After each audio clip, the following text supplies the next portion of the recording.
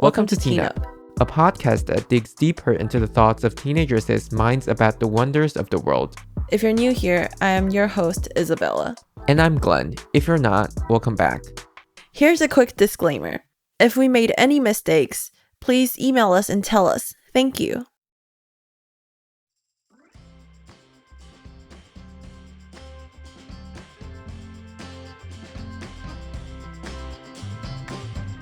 Friends are important to all of us, and it is a key part of most people's lives and happiness. Yet this type of relationship is often overlooked and not prioritized. This week, we will discuss the importance of friendships. So I think the best way to start this is to break down friendship into different parts. Say the start of it, the middle of it, and the end of it. I know it's like That's sad. kind of, it's sad, but everything ends. It's normal. Nobody say that it cannot start again. For sure. So I think the start of friendship is actually something very interesting. Because compared to other type of relationships, friendship is completely voluntary. And the fact that two people choose to be friends and spend time together is just a fascinating idea.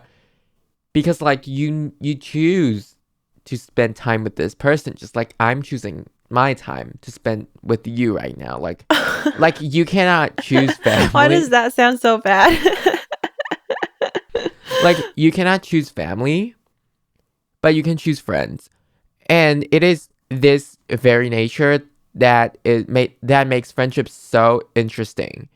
Because you can choose not to be with this person and there is no legal binding. Second of all, unlike marriage. So if you're in a marriage, you're legally binded. See, if you're in a marriage, you cannot just leave. You know, it's like you can't just get upset on something and walk out the door and never come back. I mean, technically you can. It's your freedom. But there's still the legal side of it. You have to get through the divorce. But you don't need a divorce if you want to get out of a friendship. So the voluntary part makes friendship so special and different from other types of relationship, I would say. Because you're not forced to be in a friendship. I mean, sometimes you are like work friends, school friends, other types of friends. But generally speaking, it is your choice. That is true. That is true. But what about like couples? Like, you know, boyfriends and girlfriends. That's basically voluntary too. Yes, but also no, because you have this special monogamy relationship. That's why I think the start of friendship is crazy in a way, because you just see someone and you're like, okay, I'm interested in being friends with this person. So let's start talking. Like out of nowhere. I mean, not truly out of nowhere, but this relationship is built on nothing. You could have common interests. You could have common background, but you're not related. And you just start talking to this person and you guys can develop some kind of dependency over time. I think what you just said is really interesting. And it's the fact that a lot of people treat friendships as something so important. Like for you example, you have family and you focus a lot of your time like with friends too, like what we're doing right now. And this friendship is really important. And I would say if you develop a very close relationship with this person, like this friendship is basically like family. And like you said, it's all based out of nothing and it started with nothing. And it's really interesting how you just get so close with a person that you're not related in any sorts of ways. When I'm thinking of start of the friendship, I'm actually thinking of the start of friendship after we graduate from school of any kind. Because in school, we're forced to see each other in a way, kind of forced. But when we're out of school, we don't really need to see anyone. I mean, we need to go to work, assuming that you're going to work. A lot of people are going to work. But assuming you're going to work, you're going to see your colleagues, you're going to see someone, but you don't really need to be friends with them. you can just maintain a professional relationship. Mm-hmm. So what I'm thinking is, how do we meet people after we graduate? Yeah, that is pretty interesting since you are not obligated to stay in one environment and actually have to connect with another person. You're not restricted to an environment, a space for that you have to actually connect with other people. And I think this is a lot of problems like people for people who just graduated college, like how did they make new friends or how did they, meet people, not Mm-hmm, just mm-hmm. like work friends, but meet people that are actually going to connect with you like in your personal life. I mean, it really is fascinating because in a lot of like movies or TV shows, which are mostly fictional, I know, but sometimes people just like meet other people in a restaurant or Mhm. online, which is like very random, but I'm interested to find out how that works because I think it is something that we all need to learn how to do.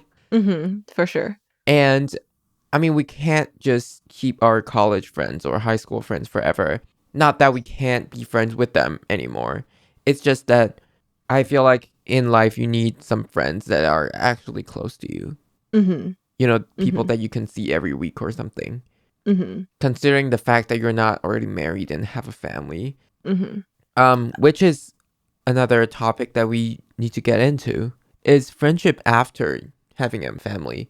Yeah, I think this is actually pretty interesting like for my parents, let's say.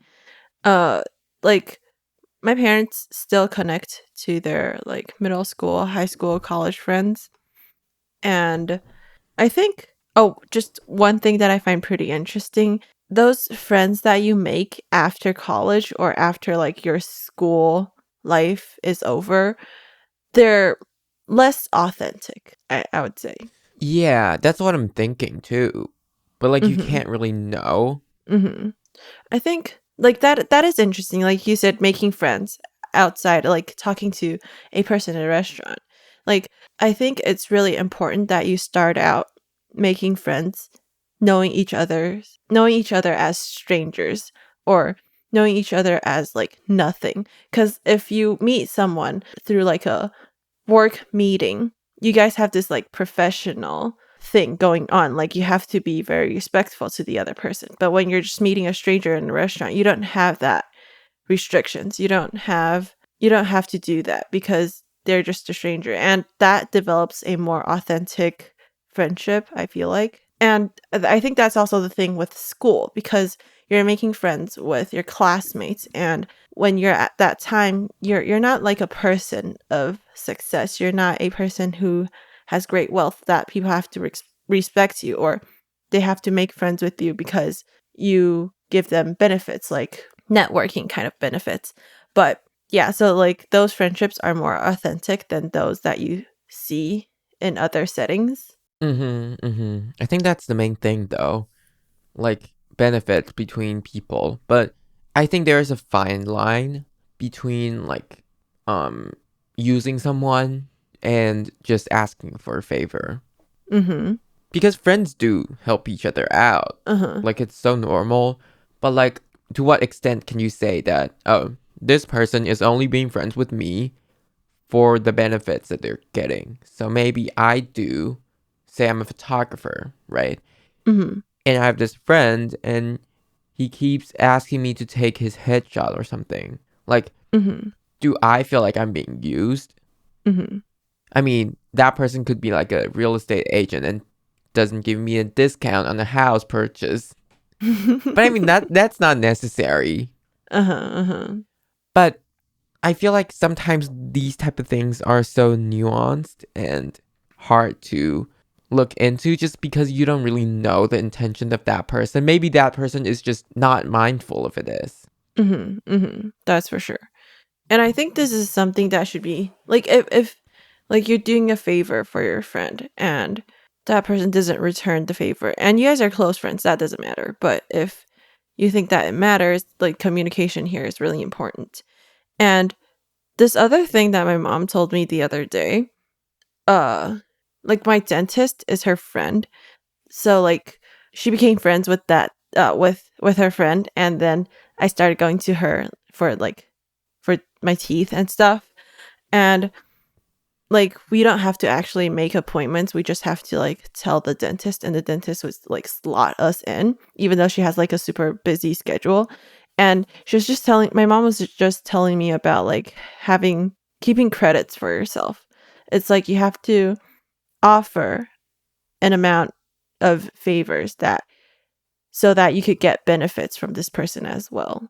Like I think this is super important. And I think it's also a part of networking if you look at it more professionally. But if you guys are like super close friends, I don't think this type of thing would matter as long as you guys are still having like a non-toxic relationship. Yeah, see, that's the thing that I'm talking about. Like, you need to return favor, and thinking about that just makes me feels kind of weird. Like you're just in it for the transaction. Yeah. I mean it depends because like what kind of favor are you asking? Like if it's a close friend, you wouldn't ask your close friend to I don't know. Okay, you would ask your close friend to look after your pets when you're out of the country, but you wouldn't ask your professional friend to do that for you.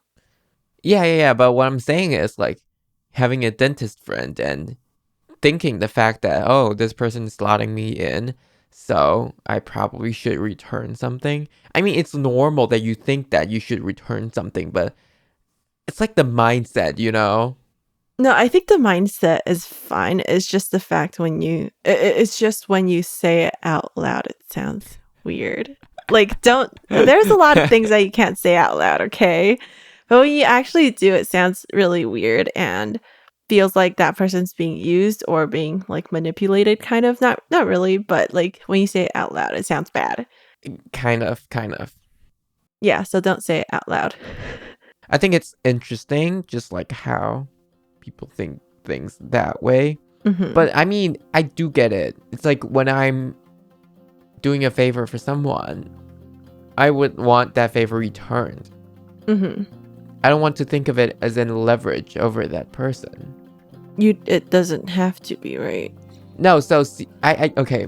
I think what I was trying to say is that I think doing favors are fine, but using it as a leverage just makes this relationship into more like a transaction.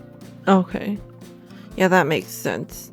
Now that we've talked about this aspect of friendship, we're gonna talk about some activities between friends and the end of friendship after the break.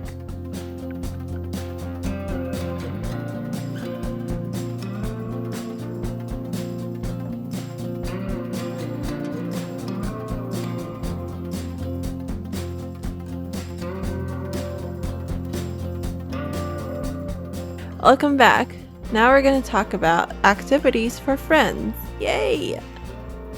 So I think some activities for friends to do, well, obviously eating, hiking, maybe. What? I don't know. I'm just like saying things that are very universal, but I think with every friend, you would have something to do with them just because you probably have a common interest. Mm-hmm. I don't think a friendship is gonna work without any common interest or Yeah, I think that's. like without anything in common. It Mm-hmm. would be cool to meet someone like you have nothing in common, Mm-hmm.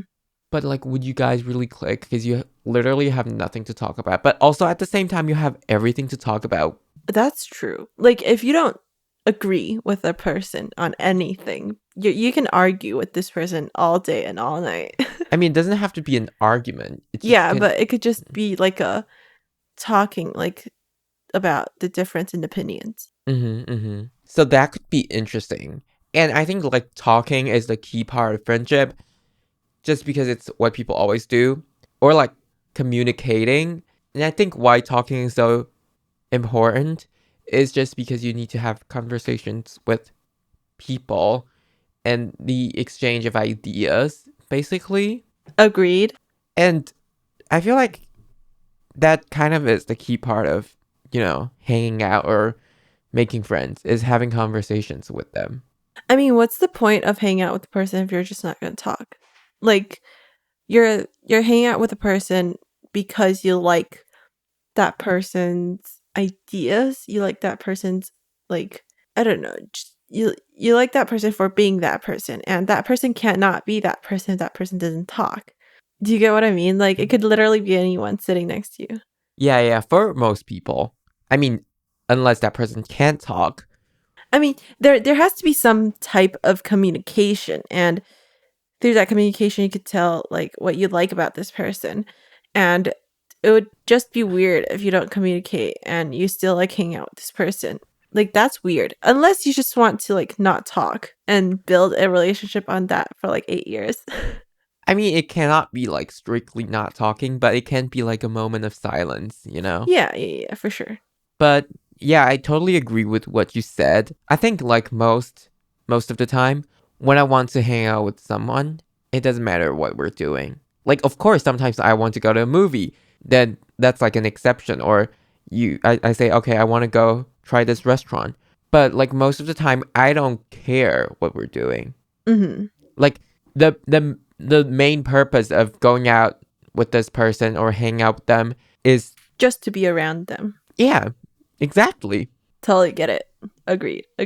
Yeah, I think when you've developed you've created a foundation for your friendship, and that you guys are more, I don't know, concrete. I don't know. It's like a more like a strong relationship. You basically don't have to do anything to occupy the time that you guys spend together, because you just want to be there with each other.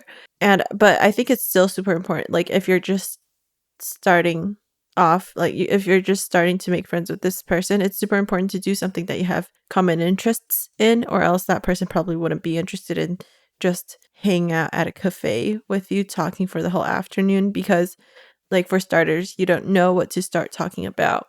And it's just, I think overall, for me personally, it would just be harder to find common interests just by sitting in a cafe talking to each other. I mean, I feel like it's like you need to have a common interest and then you go to a cafe. Yeah, you got to find that common interest first. But I don't know. It doesn't have to be that way though. Yeah, that's true. Because like there are a million ways to start a friendship. But I just feel like a better way, sort of, is to actually know this person a little bit before you guys start. Yeah. That's true. Anyways, now that we've started a friendship, let's end it. Okay, let's end it. I think it is quite interesting because we don't really end friendships. We end relationships. It's clear. Really, is it though? We were on a break. Okay. They're obviously on a break, but like it is just clear that you can say to someone, we're ending this relationship. We're not gonna see each other anymore because there is a thing like we are in a relationship. But for friends, we don't really say we are in a friendship. And today, I think I'm done with you. You are so toxic. I'm gonna end this. We don't really do that. And for most people, we just kind of, fade out of each other's life. I feel like that is how most friendship ends. Mm-hmm. But it doesn't really end there. You know? If you Mm-hmm. start talking to each other again, you could be friends again. Reheat Yeah. that Yeah. friendship. But I feel like most of the time it wouldn't just like it just wouldn't work.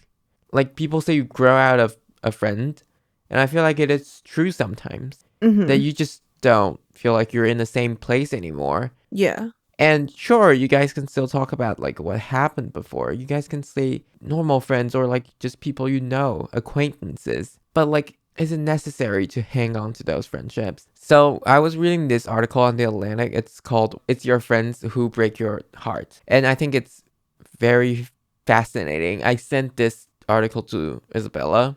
She read Mm-hmm. it. It's very long, to be clear. But I think it's really touching. I think it's a, I don't quite remember what the article was talking about, but I remember like I felt understood, and this article really helps you, I don't know, understand why friendships end, and really gives you, it's like when you don't know how to name an emotion, and this article is able to help you identify and tell you why, sort of. Mm-hmm.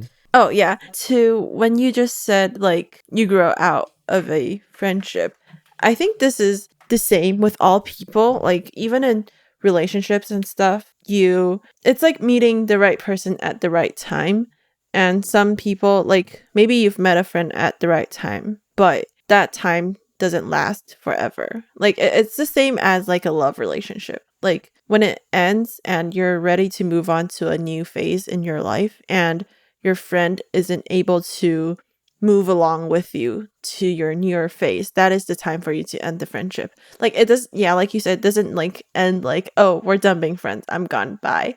But it's more of like a small fade out. And some friends do get to rekindle their friendships, but some just don't. And I think it's important that when you can't go back into that friendship, that you keep what you had, and you don't want to force anyone back into this friendship, or else it's just gonna kind of kill what you had. Yeah.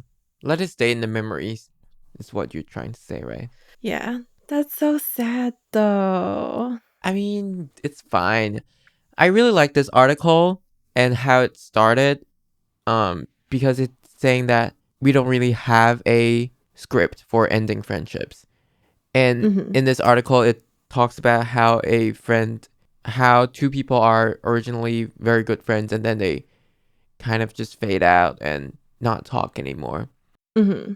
And it really hits me when the author is talking about how sometimes, people get caught up in their family and in their work and they just kind of forget to treat their friends, and in a way they just fade out of their lives, and you don't really have any friends in life anymore. And when you're at an older age, you just start looking back and thinking about, oh, who actually is my friend, you know?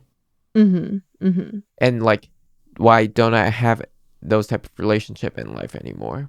Mm-hmm. I think sometimes just there are just more important things that you get caught up in life, but friends are actually like super important, and it's not until you lose them that you realize that. Like maybe you're just like moving to I think it's friendships are really very similar to love relationships. Like maybe you're best friends with this person, and you move out of the country and this relationship becomes a long distance thing. And it's very much similar to long distance love relationships, because you would still have to keep up with this person and try to communicate with them. And it's really easy to get lost in communication when you are not in the same place with the same time zone or anything. So, yeah, it's really easy. I think long distance is just such a hard thing to do in general, because you have to tell them about what's happening in your life and still care for them for what's happening in their life. Exactly. And for friendships, people just start looking for someone else. Mhm. Mhm. And you kind of just fade out because there is no, like, you can't really talk every day. Yeah. And Yeah. you all got your own lives going on. Mhm. So I would say, like, things would just fade out. Mhm. But how much of that should we let go? I think it's the balance that that we Mhm. need to know. Like, should we just let everyone go and find new friends and new life? Or are there things that are worth keeping? I don't know. That's such a good question. I feel like this is ultimately what the article is saying, in a way. Uh-huh. Uh-huh. Like, sometimes should we keep some of our friendships instead of just ending them? Mhm. And that sometimes we should look deeper into our friendships than we Mhm. actually think, like more than casual. And I think the question that you just posed here is a question that everyone should be thinking about. Like there is no right or wrong answers to this. And it really depends between person and what type of relationship that you have with each person in your life. And I think overall it's just really how you decide to keep going with this friendship and how well you guys communicate. Mm-hmm. But overall, I think this puts a great note to end this episode. And next week, we will talk about dating apps. Thank you for listening to this episode. We will upload a new episode every Thursday. Remember to like, follow, and share our podcasts with your friends and family. You could also share your idea and thoughts with us on our Instagram at teenup.podcast. Don't forget to like, subscribe, and share our channel. Thank you and bye.